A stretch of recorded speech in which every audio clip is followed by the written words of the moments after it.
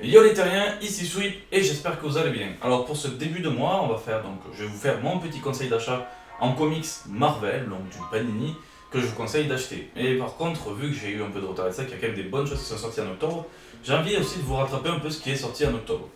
Alors déjà en octobre, on a eu Annihilation le Fléau, Annihilation Scourge, qui est donc un récit que j'ai beaucoup aimé. Pour vous donner une idée, en fait, c'est un mélange entre l'événement Annihilation et l'événement Thanos Imperative avec le Cancerverse. Donc c'est un peu un mélange des deux. On a le Cancerverse qui va commencer à envahir la zone négative et en même temps qui va commencer à venir donc, dans l'univers de la Terre.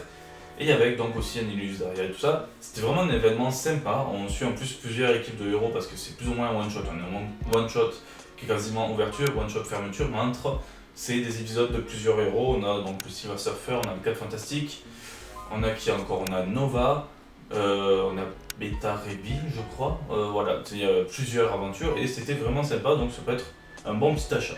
Après, côté réédition qu'ils ont lancé, on a les must-have avec donc le Planet Hulk, on a le must-have aussi, le Gun Infini, et ils nous ont même sorti Secret Invasion, et on a même, pour donner une idée, Secret Wars, qui était vraiment un des derniers events vraiment sympas qu'on a eu de Marvel. Après, bon, aussi, très récemment, on a eu donc, celui de Carnage, mais parmi les gros events de l'univers Marvel, c'était quasiment un des derniers meilleurs à mes yeux. Et maintenant, donc, passons aux sorties du mois de novembre, et pour moi, les deux plus gros trucs, les trucs qui me tentent le plus, bon, il y en a une, j'ai la première partie, mais c'est les deux gros omnibus qu'on a sur Earth X Alpha et Earth X Omega. Pour donner une idée, moi j'ai donc le Earth X et le Universe X qui donc font partie du premier omnibus Earth X Alpha. Et c'est en fait, on est dans un monde futuriste qui est aussi un monde parallèle. Et ça avait la logique en fait des Earth X, Paradise X et Universe X de combler un peu les lacunes et des fois les incohérences de l'univers Marvel. On verra plus tard d'ailleurs une des incohérences qu'on a ou une des grandes questions qu'on avait, par exemple c'était par rapport à Thanos, qu'il avait des traits semblants par exemple avec son menton au Skrull. Ben, dans ce récit, ils ont montré qu'en fait Thanos était un Skrull. On a d'autres faits comme par exemple les dieux qui des fois ressemblaient aux éternels et tout ça, c'est qu'en fait ce sont les éternels qui avaient... En fait voilà, il y a plein de choses.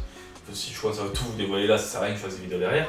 Mais c'est un event qui est super sympa, qui sera donc deux omnibus. Je crois que le premier Alpha qui donc réunit Earth X et Universe X sera 90€ parce que ça va rassembler deux gros trucs. Et donc le deuxième, qui sera donc le Earth X Omega, procédera donc le contenu de Paradise X et lui sera à 70€.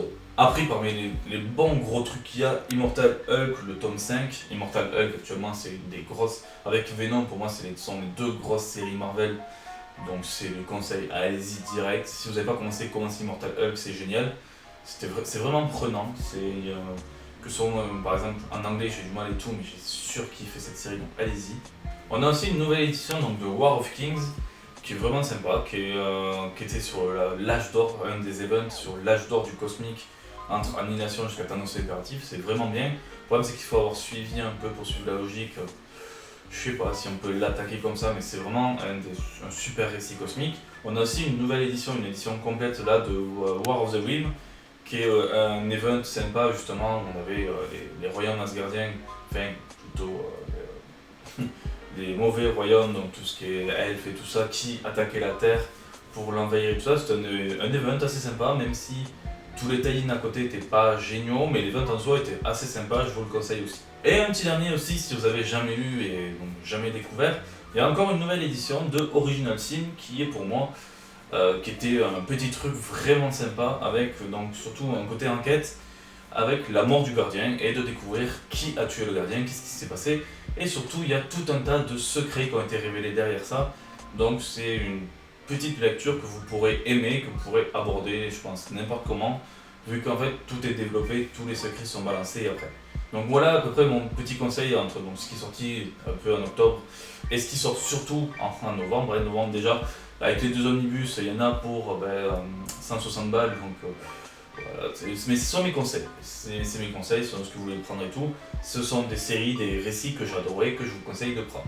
Sur ce, voilà, je vais vous laisser. Ciao tout le monde et à la prochaine.